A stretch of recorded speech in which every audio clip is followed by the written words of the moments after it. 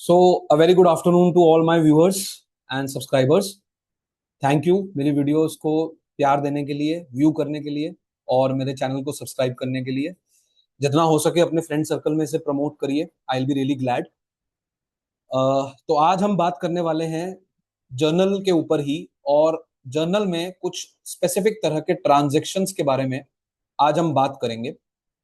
जब जर्नल का एक फुल फ्लेज क्वेश्चन आप किताब में देखेंगे तो उसमें कई तरह के ट्रांजैक्शंस हैं। तो उन ट्रांजैक्शंस में से कुछ टाइप्स मैंने अपनी आज की वीडियो में उठाए हैं। ये कुछ टाइप्स जिनके नाम मैं यहाँ पे आपको दिखा रहा हूं, उनके बारे में हम अपने क्वेश्चन में डिस्कशन करेंगे। जैसे कि ओपनिंग एंट्री। अब ये क्या होती है ये मैं आपको आगे अपने क्वेश्चन के थ्रू बताऊंगा। Purchase and sale of goods से related entries. Purchase and sale ये जो टर्म है ये आपने गुड्स के मामले में लगाना है। गुड्स का मतलब होता है वो आइटम्स जो कि बिजनेस जिनकी डीलिंग करता है, जिनको बिजनेस रेगुलर बेसिस पे अपने वेंडर्स से खरीदता है और अपने कस्टमर्स को आगे बेचता है। फर्ज करिए आप एक ग्रोसरी स्टोर चलाते हैं, तो ग्रोसरी स्टोर पे आप क्या क्या सामान रखेंगे? आप बिस्किट्स रखेंगे, आप साबुन रखेंगे, आप आटे की थैलियां रखेंगे, आप चीनी रखेंगे, आप मसाले रखेंगे, है ना। टूथपेस्ट होंगी आपके दुकान पे। हर तरह की आइटम होगी जो लोगों को नॉर्मल रूटीन में चाहिए होती हैं। ठीक है। अब ये सारा सामान आपने अपने घर से तो नहीं बनाया, ये आपने अलग अलग वेंडर्स से खरीदा है। तो जब आप अलग अलग वेंडर्स से इसे खरीद के लाते हैं, ठीक है, तो ये सामान कहलाता है गुड्स। और खरीदने के लिए हम वर्ड यूज करते हैं परचेज। ठीक है, तो that is called purchase of goods. और जब ग्राहक आपके पास आएंगे, मुझ जैसे ग्राहक आपके पास आएंगे और आपसे कोई साबुन लेके जा रहा है, कोई आटे की थैली लेके जा रहा है, कोई मसाले लेके जा रहा है, कोई चीनी लेके जा रहा है, तो ये सब गुड्स आप उनको बेच रहे हैं, हम जैसे कस्टमर्स को बेच रहे हैं। तो इसे हम कहेंगे सेल ऑफ गुड्स। अब अगर आप ध्यान से देखें तो ग्रोसरी स्टोर में ट्रांजैक्शंस दो तरीके के होते हैं।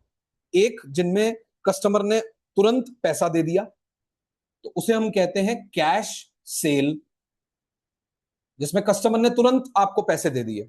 और एक जिसमें वो 2-3 महीने बाद आपको वादा कर रहा है कि वो पैसे देगा, तो उसे हम कहते हैं क्रेडिट सेल। ठीक है, कैश सेल जिसमें तुरंत पैसा आ गया ऑन स्पॉट, क्रेडिट सेल जिसमें कुछ दिन बाद पैसा आपको मिलेगा, सामने वाले कस्टमर ने वादा करा है। सेम वे में अगर आप खुद कैश पर सामान खरीद के लाते हो ये सारा, तो आप कैश परचेज कर रहे हो। और अगर आप किसी वेंडर से उधारी करते हो, तो मैं कहूंगा कि आपने भी क्रेडिट पे सामान खरीदा है, यानी क्रेडिट परचेज की है। तो आपने अपने बिजनेस के एंगल से देखना है कि जब हम सामान उधार पे बेच रहे हैं, क्रेडिट सेल, उधार पे खरीद रहे हैं, क्रेडिट परचेज, जब कैश पे बेच रहे हैं, कैश सेल, जब कैश पे खरीद रहे हैं, कैश परचेज। अब इन ट्रांजैक्शंस की जर्नल एंट्री कैसे होती है, आज हम वो देखेंगे। ठीक है। इवन आप फिक्स असेट्स के साथ भी ये काम कर सकते हो कि उनको भी उधार पे ले आओ या कैश पे ले आओ। पर फिक्स असेट्स के केस में जब आप उन्हें उधार पे लाते हो या कैश पे लाते हो, तो परचेज और सेल वर्ड यूज नहीं होता। परचेज एंड सेल यूज होता है केवल और केवल गुड्स के लिए, जिन पे आप रोजमर्रा में डीलिंग कर रहे हो। ठीक है, उनके लिए आपने ये परचेज और सेल का टर्म लगाना है। उनके केस में हम परचेज ऑफ गुड्स और सेल ऑफ गुड्स बोलते हैं। हम in case of fix assets जब जर्नल एंट्री बनाएंगे, तो परचेज और सेल का खाता नहीं आएगा वहां पे उसी फिक्स असेट का नाम आएगा जिसको आपने खरीदा है। जैसे मशीन खरीदी है तो मशीन का खाता आएगा, आपने अगर गाड़ी खरीदी है तो व्हीकल्स अकाउंट आएगा, आपने अगर बिल्डिंग पूरी की पूरी एक्वायर कर ली है तो बिल्डिंग अकाउंट आएगा, लैंड खरीद के बैठे हो तो लैंड का खाता आ जाएगा। तो वो चीजें आएंगी जो आपने फिक्स असेट्स के वे में खरीदी हैं डायरेक्ट। ठीक है, उनके नाम आएंगे, परचेज सेल नहीं आएगा। तो इनकी हमें जर्नल एंट्री देखनी है कि कैसे होती है। मैंने आपको चीजें बता दी हैं, अब वही चीजें हम क्वेश्चन में अप्लाई करके देखेंगे। So let's go towards the question now. ये हमारा क्वेश्चन है। We have to prepare a journal from the following transactions for a proprietor mister Ram who is running a sole proprietor business. तो mister Ram एक sole proprietor हैं, वो अकेले अपने business के मालिक हैं और उन्होंने कुछ ट्रांजैक्शंस अपने बिजनेस के बिहाफ पे नीचे किए हैं और हमें उनके लिए जर्नल एंट्रीज प्रिपेयर करनी है, जर्नल बनानी है। ठीक है, सो जर्नल का फॉर्मेट मैं आपको पहले बता देता हूं। आप यहां ऊपर टॉप पे लिखेंगे इन द बुक्स ऑफ, और जिस भी व्यक्ति के लिए आप ये किताबें बना रहे हैं उनका या उनके बिजनेस का नाम आ जाएगा। तो हमें यहां राम का नाम दिया हुआ है तो हम राम लिख देंगे। ठीक है, उसके बाद हम यहां पर जर्नल लिखेंगे और जर्नल को अंडरलाइन कर देंगे कि हम कौन सी किताब बनाने जा रहे हैं, हम जर्नल बनाने जा रहे हैं। 5 कॉलम बनेंगे। पहला होगा डेट, दूसरा होगा पर्टिकुलर्स, पर्टिकुलर्स में आपकी जर्नल एंट्री और नरेशन दोनों आएंगी। उसके बाद लेजर फोलियो, यानी लेजर का वो पन्ना जहां पर ये खातों को बनाया गया है लेजर के अंदर। लेजर नाम की किताब में जहां इनके अकाउंट्स बने हुए हैं टी शेप, उनका पेज नंबर यहां पर आएगा। डेबिट रुपीस कि आप डेबिट जिनको कर रहे हो उनके अमाउंट्स इसमें दिखाओ कि कितने से आपने उन्हें डेबिट करना है। एंड क्रेडिट रुपीस कि जिन्हें आप क्रेडिट कर रहे हो उनका अमाउंट दिखाओ कि कितने से आप उन्हें क्रेडिट करोगे। ठीक है, तो ये 5 कॉलम आपने अपनी कॉपी में बना लेने हैं। अब हम इनके अंदर जर्नल एंट्री डालेंगे। ठीक है, डेट के लिए हम यहां पर सीरियल नंबर को रेफर करेंगे क्योंकि यहां डेट्स मेरे क्वेश्चन में नहीं दी हुई हैं, तो ये सीरियल नंबर ही डेट्स के कॉलम में जाएंगे। आपने डेट की जगह इन्हीं को मेंशन करना है। ओके, तो सबसे पहला फर्स्ट ट्रांजैक्शन नंबर 1 हमने डेट में डाल दिया। Mister Ram started business with cash 3 lakhs, bank balance 6 lakhs, machinery 10 lakhs। अब मिस्टर राम ने अपने बिजनेस की शुरुआत करी है और शुरुआत में वो 3 चीजें बिजनेस में लेके आए हैं, कैश, बैंक का बैलेंस और मशीन नाम का फिक्स असेट। जब प्रोप्राइटर बिजनेस स्टार्ट करता है और उसमें एसेट्स लेके आता है और हो सकता है लाइबिलिटीज भी ले आए। ठीक है, क्योंकि अगर ये एसेट्स वो लोन पे ले रहा है तो लाइबिलिटी भी आ जाएगी। फाइन, इस क्वेश्चन में नहीं दी हुई बट हो सकता है हम लोन लेकर भी ये एसेट्स खड़े करें तो लाइबिलिटी भी आ जाएगी। तो जब बिजनेस शुरू किया जाता है और उसमें प्रॉपर्टीज आप लेके आए, लोन लेके आए, स्टार्टिंग में बिल्कुल फर्स्ट डेट पर, बिजनेस की पहली डेट पर, तो वो जो जर्नल एंट्री बनती है उसके लिए उसे हम कहते हैं ओपनिंग एंट्री। तो जब भी बिजनेस स्टार्ट होगा एसेट्स लाए जाएंगे, साथ में अगर लाइबिलिटी भी आ जाती है थोड़ी बहुत, और बिजनेस स्टार्ट हुआ है, नया नया शुरू हुआ है, उसे हम कहते हैं ओपनिंग एंट्री। ठीक है, अब ओपनिंग एंट्री में यहां पर आपके पास 3 एसेट्स आ रहे हैं और जब भी एसेट्स बढ़ते हैं बिजनेस में, जब भी एसेट्स का प्रवेश होता है आप उन्हें क्या करते हो, डेबिट। तो ये तीनों एसेट्स क्या हो जाएंगे, डेबिट। तो जर्नल एंट्री देखिए, कैश अकाउंट डेबिटेड, उसका अमाउंट डाल दिया। बैंक अकाउंट डेबिटेड, उसका अमाउंट डाल दिया। मशीनरी अकाउंट डेबिटेड, उसका अमाउंट डाल दिया।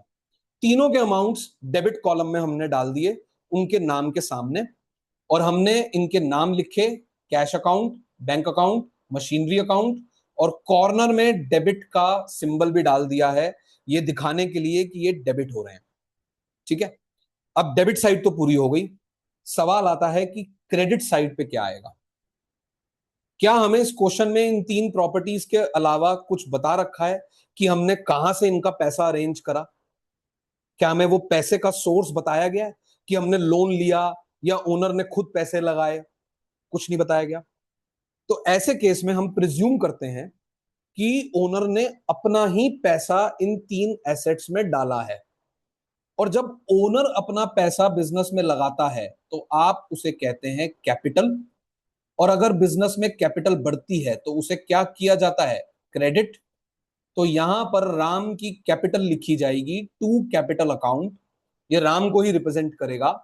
टू लगने का मतलब ये क्रेडिट हो गया है, एंड अमाउंट आ जाएगा 19 लाख रुपए, टोटल ऑफ द 3 एसेट्स। तो जितना भी इन एसेट्स का टोटल है वो सारा का सारा किसने दिया है, राम ने दिया है। क्योंकि हमें कहीं कोई जानकारी नहीं दी गई कि बैंक से लिए गए पैसे या राम ने लगाए पैसे, हमें कुछ नहीं बताया गया। वी प्रिज्यूम राम अपना बिजनेस चालू कर रहा है ये 3 प्रॉपर्टीज ला रहा है, तो वो अपने पैसे से ही ला रहा होगा। ठीक है, और इस एंट्री को, पहली एंट्री को, जो आप बिजनेस के स्टार्टिंग में करते हो, जब बिजनेस शुरू होता है, तो उसे हम क्या कहते हैं? ओपनिंग एंट्री, याद रखिएगा। ठीक है, इसकी नरेशन मैंने यहां बोल्ड में दी है, being cash, bank balance and machinery invested in the business. ठीक है, तो कैश, बैंक बैलेंस और मशीन, तीनों को बिजनेस में यहां पे डाला गया है। अब हम आते हैं दूसरे ट्रांजैक्शन पर। Mister Ram purchased goods worth ₹10,000 from mister Radhe. तो मिस्टर राम ने गुड्स खरीदे हैं। हो सकता है मिस्टर राम ग्रोसरी स्टोर ही चलाते हो सकता है मिस्टर राम एयर कंडीशनर के डीलर हो, तो उन्होंने एसीज खरीदे हो सकता है मिस्टर राम इलेक्ट्रिकल अप्लायंसेस के डीलर हो, तो उन्होंने टोस्टर, फ्रिज जैसे इलेक्ट्रिकल अप्लायंसेस खरीदे हो। तो कोई भी गुड्स उन्होंने खरीदे हो, ठीक है ना, उसके लिए हमने टर्म यूज करना है परचेजेस। परचेजेस वर्ड आएगा जो जर्नल एंट्री में आप दिखाओगे।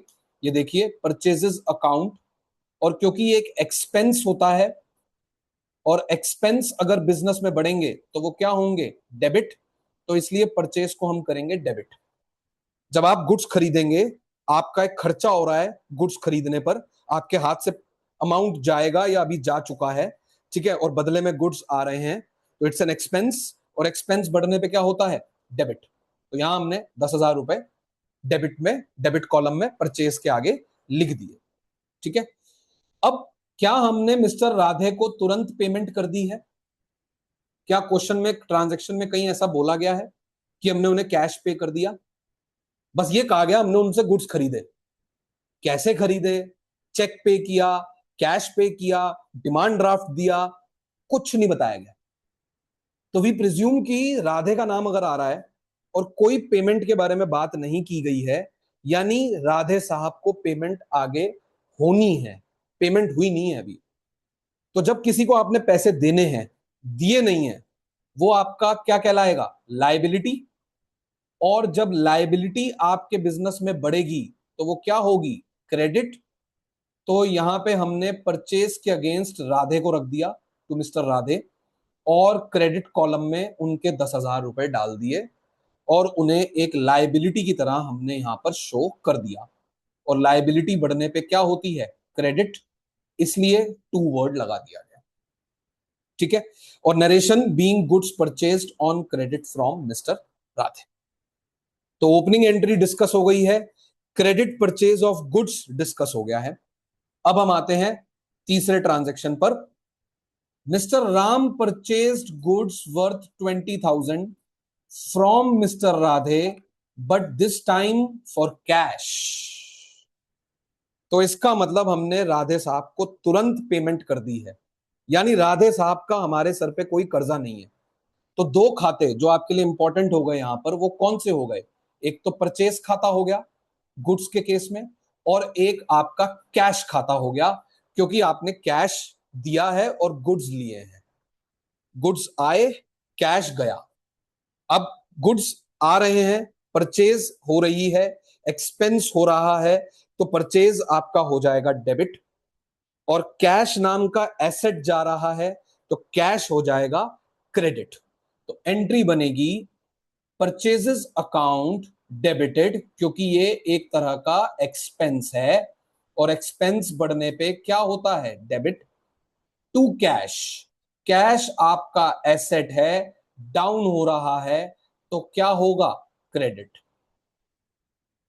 परचेजेस के आगे डेबिट कॉलम में 20,000, और कैश के आगे क्रेडिट कॉलम में 20,000। ये देखिए, कैश के नाम के आगे 20 और ये परचेज के आगे 20, अलग अलग लाइंस में आएंगे, इनका आपने ध्यान रखना। ठीक है, और एक और बात, मैं जो ये आपके लिए मार्कर से लिख रहा हूं, एक्सपेंसेस, एसेट, क्रेडिट, डेबिट, ये केवल आपकी अंडरस्टैंडिंग के लिए है। आपने पेपर में जर्नल का फॉर्मेट और जर्नल एंट्रीज और नरेशन ये सब देनी है प्रॉपर तरीके से। ठीक है, आपने रीजंस नहीं देने, आपने जर्नल एंट्री देनी है, और जर्नल एंट्री की नरेशन देनी है, और प्रॉपर अमाउंट्स जर्नल एंट्री में डेबिट क्रेडिट कॉलम में डालने हैं। आपका वो काम है। ठीक है, चलिए अब चौथे ट्रांजैक्शन पे आते हैं। Mister Ram purchased a machine worth 50,000 from mister x. अब हमने कोई गुड्स नहीं खरीदे, हमने एक फिक्स एसेट खरीदा है मशीन नाम का। तो परचेजेस वर्ड इंपॉर्टेंट नहीं होगा यहां पे, परचेजेस यूज होता है गुड्स के लिए। मैंने आपको स्टार्टिंग में ही बता दिया था कि परचेजेस और सेल्स ये दोनों टर्म किसके लिए यूज होंगे? गुड्स के लिए, जिनमें आप रोजमर्रा में डील करते हो। मशीनरी के केस में आपने अगर मशीन खरीदी है और मशीन बेची है, तो दोनों ही सूरतों में आपने मशीनरी को ही यूज करना है। या तो मशीन डेबिट होगी या मशीन क्रेडिट होगी, डिपेंडिंग कि आपने उसे बिजनेस में लाया है या आप उसे बिजनेस से लेके जा रहे हो। ठीक है, तो अब हम मशीन खरीद रहे हैं, मतलब मशीन बिजनेस में आ रही है। मशीन एक एसेट है, अगर एसेट बिजनेस में आ रहा है तो क्या होगा? डेबिट। तो मशीन खाता आप जर्नल एंट्री में क्या करोगे? मशीन अकाउंट, उसके आगे क्या लिखोगे? डेबिट। और डेबिट कॉलम में उसका अमाउंट डाल दोगे 50। तो पहला काम तो ये कर दिया आपने। अब बारी आती है दूसरे काम की, क्रेडिट वाले की। हमने क्या मिस्टर एक्स को पैसे दे दिए? क्या यहां पे बोला जा रहा है कि हमने उसे पे कर दिया? चेक, कैश कुछ दिया? नहीं दिया। तो फिर ऐसे केस में मिस्टर एक्स क्या रिप्रेजेंट करता है? मेरी लायबिलिटी, कर्जा। कर्जा आया है बिजनेस की तरफ, तो लायबिलिटी बड़ी है। लायबिलिटी बड़ी है तो क्या हो जाएगी? क्रेडिट। तो आपने लिख देना है टू मिस्टर एक्स। टू लिखने का मतलब ये क्रेडिट हो रहा है, और मिस्टर एक्स के सामने क्रेडिट कॉलम में अमाउंट आ जाएगा 50,000। डेबिट वाले अकाउंट का अमाउंट डेबिट कॉलम में, क्रेडिट वाले अकाउंट का अमाउंट क्रेडिट कॉलम में, और उनके नाम के सामने। तो डेबिट वाला ऊपर होगा, क्रेडिट वाला एक लाइन नीचे होगा। ठीक है, जर्नल एंट्री लिखते टाइम आपने ध्यान रखना है। ऐसा नहीं करना कि इधर भी 50 और इधर भी यही 50 लिख दिया, या इधर ऊपर 50 लिख दिया और नीचे 50 लिख दिया। नहीं, नो। ध्यान रखना है, एक लाइन का अंतर होगा डेबिट और क्रेडिट में। ठीक है, डेबिट एक साइड है अकाउंट की और क्रेडिट दूसरी साइड है, तो ये दोनों एक लाइन के अंतर पे चलेंगी, डेबिट ऊपर क्रेडिट नीचे। और मशीनरी हमने क्रेडिट पे खरीदी है, तो हमने उसकी जर्नल एंट्री के साथ नरेशन भी दे दी है, being machinery purchased on credit from mister x. मैं यहाँ पे नरेशन में अमाउंट्स नहीं डाल रहा हूं, बट आप किताब में देखेंगे नरेशन के अंदर उन्होंने अमाउंट भी डाले हुए हैं। मैंने टाइम बचाने के वे में शॉर्ट में नरेशन लिखी है, पर अगर प्रॉपर नरेशन की बात करें हम, तो उसमें अमाउंट भी आता है कि आपने कितने की मशीन खरीदी है, वो भी बताया जाता है।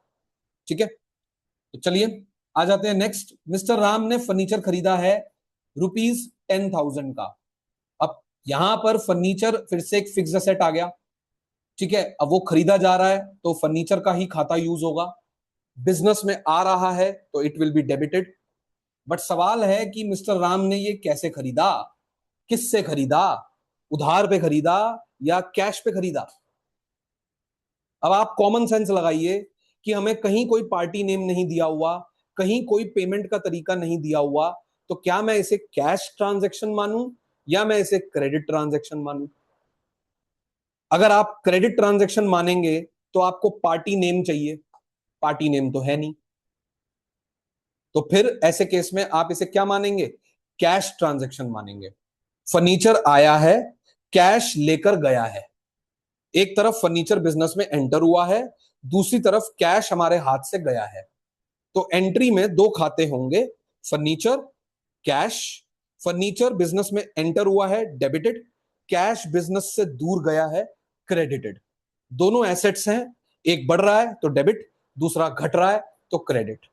तो हम जनरल एंट्री यहां पर पास करेंगे, furniture account debited, amount 10,000। To cash account, credit पे अमाउंट आ गया 10,000। Being furniture purchase in cash, और हमने यहां डेट में नंबर डाल दिया है 5, क्योंकि ये फिफ्थ ट्रांजेक्शन था। ठीक है, सो ये हमारा फिफ्थ ट्रांजेक्शन की एंट्री हुई। ओके, दो एसेट्स, एक आया एक गया, आने वाला डेबिट, जाने वाला क्रेडिट, दोनों के अमाउंट्स डेबिट क्रेडिट कॉलम में लिख दिए जाएंगे। ठीक है, आ जाइए अब नेक्स्ट। मिस्टर राम ने सैलरीज और रेंट पे किया है 10,000 एंड 5,000 का रिस्पेक्टिवली। अब दो खर्चे दिए गए हैं, एक 10,000 का, एक 5,000 का। खर्चे दिए जा रहे हैं, पे किए जा रहे हैं, पेड वर्ड आया है, देन इट डेफिनेटली मीन्स कि आपका कैश गया है, आपका एसेट गया है, कम हुआ है। तो एसेट जब कम होगा आपके हाथ से जाएगा, वो क्रेडिट हो जाएगा। तो टू कैश, और टोटल अमाउंट आपने 15,000 कैश के नाम पे डाल देना है। ठीक है। डेबिट पे आएंगे ये खर्चे जिनका भार आपने अपने सर पे लिया है, जिनके चक्कर में आपका कैश गया है। ये खर्चे आपके बिजनेस पे पड़े हैं, बिजनेस में बड़े हैं, बिजनेस बियर कर रहा है इनको, तो बिजनेस इन खर्चों को डेबिट करेगा। तो सैलरी डेबिट होगा, रेंट डेबिट होगा। दोनों सेम डेट पे हैं, तो दोनों एक ही डेट की एंट्री में डेबिट हो जाएंगे, और ये एंट्री आपकी कंपाउंड एंट्री कहलाती है। अगर आपको ध्यान हो तो इसे हम कंपाउंड एंट्री कहते हैं। तो कंपाउंड एंट्री आपकी यहां पर पास होगी, सैलरी डेबिट हो जाएगी, रेंट डेबिट हो जाएगा, कैश बदले में क्रेडिट होगा। ठीक है। तो ये देखिए, सैलरीज अकाउंट डेबिटेड 5,000 रुपए, रेंट अकाउंट डेबिटेड 10,000 रुपए, टू कैश 15,000 रुपए। ठीक है। सैलरी थी हमारी, सॉरी मैंने यहां पे अमाउंट्स गलत लिख दिए हैं। सैलरी आएगी 10,000 और रेंट आएगा 5,000। ठीक है। तो सैलरी आपकी 10,000 है, रेंट आपका 5,000 है, टोटल कैश 15,000 का आपने दिया है दोनों खर्चों को बियर करने के लिए। दोनों एक ही डेट पे हुए हैं, इसलिए दोनों इकट्ठे हम एक ही एंट्री में डेबिट कर सकते हैं। Salary debited, rent debited to cash. ठीक है। अगर आप चेक से देते हैं तो आप बैंक लिखेंगे। अगर आप ये प्रिज्यूम करके चल रहे हैं कि हमने ये दोनों चेक लिख के दिए होंगे, तो आप बैंक अकाउंट भी यूज कर सकते हैं। बैंक कैश की जगह आ जाएगा क्रेडिट पे। ठीक है। आगे बढ़ते हैं। मिस्टर राम ने गुड्स बेचे हैं worth 20,000 on cash to mister Y. अब गुड्स की सेल हुई है। जब गुड्स की सेल होती है तो वर्ड लगता है सेल्स। सेल्स परचेजेस का अपोजिट है। जब आप परचेज कर रहे थे तो परचेज हो रहा था डेबिट, अब सेल कर रहे हो तो सेल क्या होगा? क्रेडिट। दूसरा, सेल आपके लिए एक रेवेन्यू भी है, और रेवेन्यू जब बिजनेस में बढ़ता है, बिजनेस की तरफ आता है, तो वो क्या होता है? क्रेडिट। तो उस लॉजिक से भी सेल क्रेडिट होगा, सेल क्रेडिट पे जाएगा, टू सेल लिख दिया जाएगा जर्नल एंट्री के अंदर। अब सामने हम क्या रखेंगे? सामने हमारे सामने दो ऑप्शन है, या तो मिस्टर वाई या कैश। अब जब मैं कस्टमर को कैश पे बेच रहा हूं, क्या मेरे लिए उसके नाम की रेलेवेंस है? क्या मुझे उसका नाम आगे इस्तेमाल करना पड़ेगा अपनी जर्नल एंट्री में, या उसने कैश देके मामले को वहीं रफा दफा कर दिया है? आप सोचिए, जब एक कस्टमर आपको कैश देकर गुड्स खरीद रहा है, तो आपके हाथ में आ रहा है कैश और उसके हाथ में आ रहे हैं गुड्स, तो cash is important. Cash journal entry में जाएगा। मिस्टर वाई का नाम आपको दिया जरूर गया है, पर उसका रोल नहीं है, आपने उसे जर्नल एंट्री में नहीं लेना। ठीक है। तो जर्नल एंट्री में कैश आएगा और गुड्स के लिए आएगा सेल। सेल रेवेन्यू है तो वो क्रेडिट हो जाएगा। कैश बिजनेस का एसेट है, एसेट आपके पास आ रहा है, एसेट हो जाएगा डेबिट।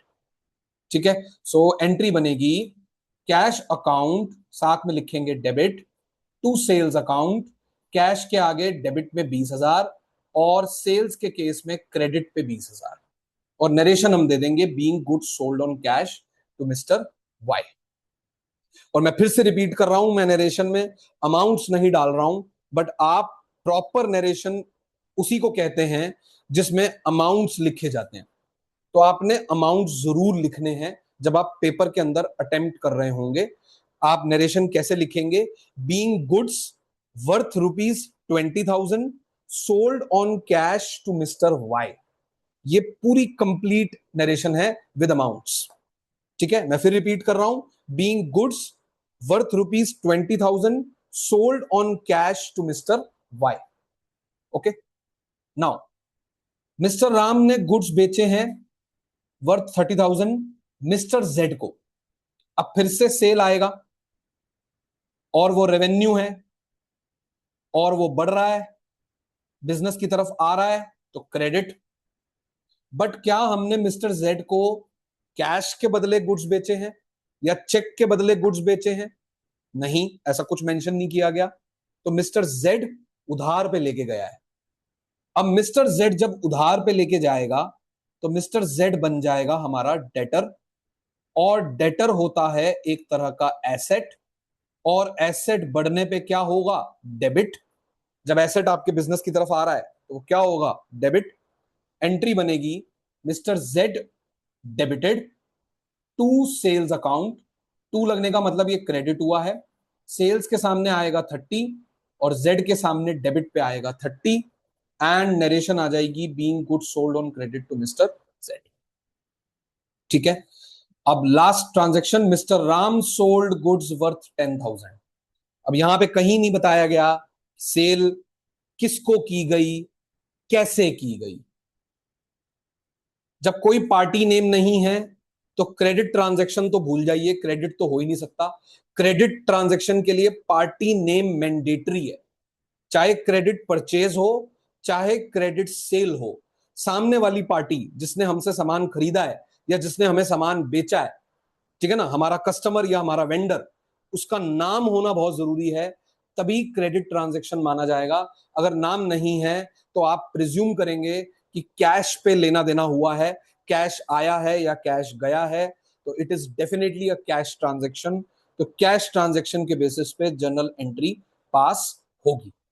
अब आपने सेल करी है गुड्स की, तो सेल आपका अब तक क्या होता आ रहा है, क्रेडिट, और आपके पास कैश नाम का एसेट आएगा तो कैश क्या होगा, डेबिट। तो जनरल एंट्री हो जाएगी कैश डेबिटेड टू सेल। ये देखिए कैश या बैंक, बैंक अगर हम चेक से मान लेते हैं कि चेक आया होगा, कैश या बैंक डेबिटेड टू सेल्स 10,000 रुपए, 10,000 रुपए। जब क्वेश्चन आपको मेंशन नहीं कर रहा कि पेमेंट कैसे हुई है, कुछ नहीं मेंशन कर रहा, तो आप कैश या बैंक जो भी आपको सूटेबल लगता है दोनों में से कोई भी ले सकते हो। मेरी सलाह है, छोटा अमाउंट है 5-10 हजार 15 हजार तो कैश चलेगा, बट अगर बड़ा अमाउंट है 20-25-30-40 ऐसी फिगर आ रही है तो प्रिज्यूम कि चेक से पेमेंट हो रही होगी या ऑनलाइन बैंक के थ्रू पेमेंट हो रही होगी, तो तब आप बैंक अकाउंट यूज करिएगा ट्रांजेक्शन के अंदर जर्नल एंट्री बनाते टाइम। ठीक है। तो कैश या bank debited to sales account, ये एंट्री पास हो जाएगी being goods sold worth 10,000। So 9 transactions, purchase और सेल्स से रिलेटेड अलग अलग टाइप के पहलू, opening entry, purchase and sale of fix asset, सब यहां पे डिस्कस हुआ है। आई होप आपको वीडियो अच्छा लगा होगा। प्लीज अपने दोस्तों के साथ इसको शेयर करिए, पुरानी वीडियोस को भी प्लीज लाइक शेयर और सब्सक्राइब करिए। Thank you so much, keep showering your love. Thank you.